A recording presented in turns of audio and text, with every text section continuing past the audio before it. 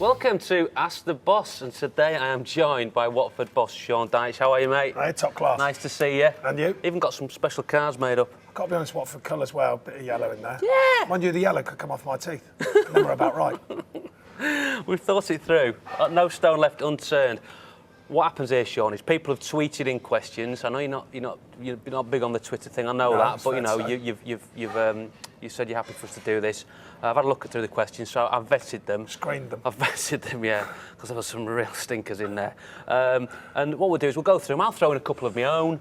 Robbie will throw in one of his questions, and then at the end, you are going to select the one that you think is the best question, and that question, the winner will win 2 tickets to a championship match of their choosing, Nice. subject to terms and conditions on the Texaco FC website. Of course. Because you've got to. It's got to be right and proper. Are you ready to crack on with it? Absolutely, crack on. The first question comes from Barjelly10, and the question is: if you could buy any player, past or present, to play for your Watford side, who would it be? Or Juninho. Juninho? Juninho in his pomp. Yeah. Played against him.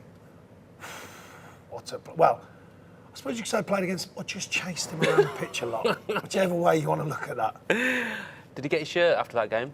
No, I wasn't really into all that. I never have been. I kept my own. I gave it to my mum and dad. My own shirt. I'm not really into all that swapping shirt. And Mark Williams, who I played with, he ran around for the last 2 minutes following Ravanelli. It was embarrassing. I said, any danger? So I'm running around trying to cover his slot while he's literally running around. It was bizarre. It's the most bizarre things. So Willow out there, I got that shirt. Well done, mate. Yanni Mack wants to know what's the best team talk you've witnessed from a manager. I thought a brilliant moment within, not really a team talk, but a brilliant moment of diffusing the situation was in the semi-final, the first one at Old Trafford. So you can imagine for us, as an enormous occasion, you know, if you're a Middlesbrough player, you're probably kind of used to that type of thing. Was John Duncan said before the game, he said, he got us all together, he said, right, sit down, deadly serious.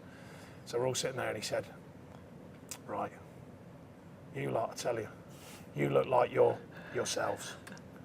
And then he went, I hope you are, because I am. You know, just kind of diffused the situation, because we're all sitting there like, as soon as he said it, you know, you look like you're yourselves, we all stared at him like, yeah, you've hit the money, I am quaking. And then when he just said, I hope you are, because I am, you know, he did it. So that was a really good moment of diffusing a situation, you know, and taking that real kind of nervous feeling away from it. So that was a good individual moment. That's quality. You worked under Brian Clough.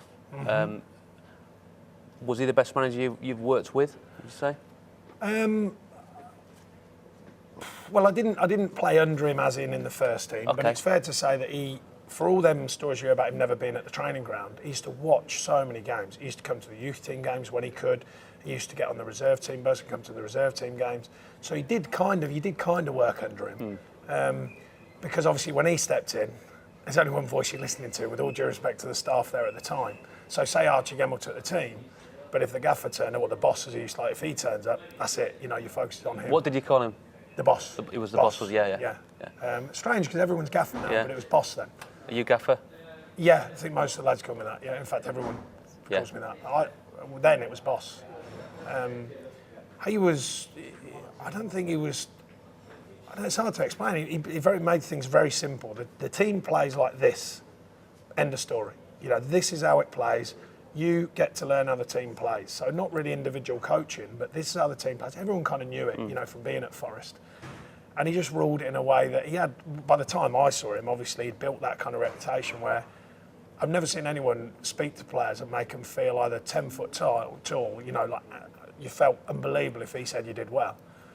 Equally, you get under the door on a horse with a top hat on if he hammered you, you know, so double-edged sword, that one. But he had that real aura and that presence about him, you know, and you know, me and Woney, who's obviously and Brian Rice was with us as well, they worked under him more clearly. And we speak about it a lot, you know, some of the funny times, there were some funny times as well. So, I can imagine. But genius, I mean, absolute, you know, whatever he did was just different class, you know.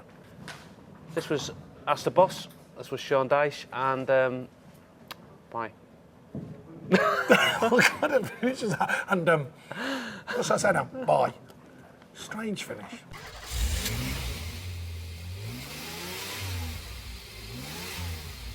Oh, mind that slapper. Oh, that was attractive. Oh, sorry about that. I just wiped that off his chin. Oh, look. Oh, God.